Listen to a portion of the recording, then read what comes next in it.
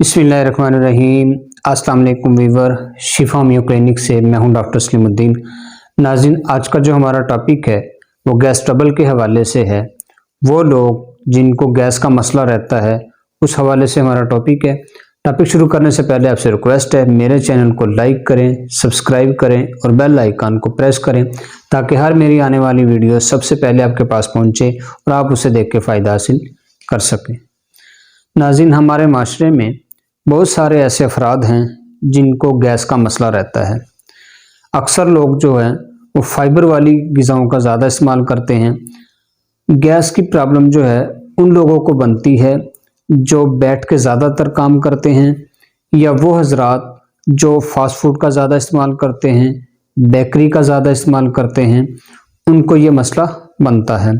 ग़िज़ा जो है ये हमारे डाइजेस्टिव सिस्टम में जाकर सही तरीके से डाइजेस्ट नहीं होती, इस वजह से जो है गैस ट्रबल का मसला बनता है।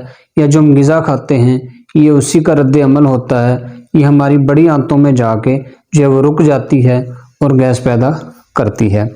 अक्सर लोग फाइबर वाली चीज़ें जो है वो ज़्यादा इस्तेमाल करते हैं, उसमें आलू है, गोभी है, दालें हैं, चना है, ये ज़्यादा फाइबर वाली चीज़ें हैं, तो इनसे जो है ये गैस बनती है।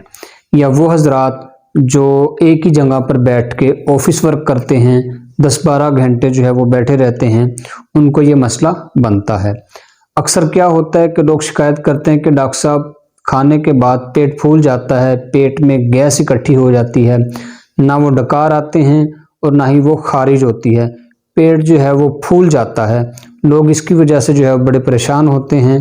तो इस हवाले से मैं आपको सिर्फ एक मेडिसिन बताऊंगा, वो है रेफनेस स्टाइवा। ये मेडिसिन 200 में आपने इस्तेमाल करनी है। ये आपने एक हफ्ता जो है वो सुबह दोपहर शाम रेगुलर इस्तेमाल करनी है।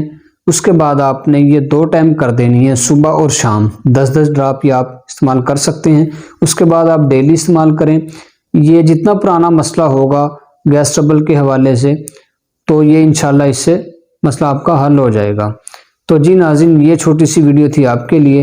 इंशाल्लाह नेक्स्ट वीडियो के साथ फिर मिलेंगे। अल्लाह हाफिज़।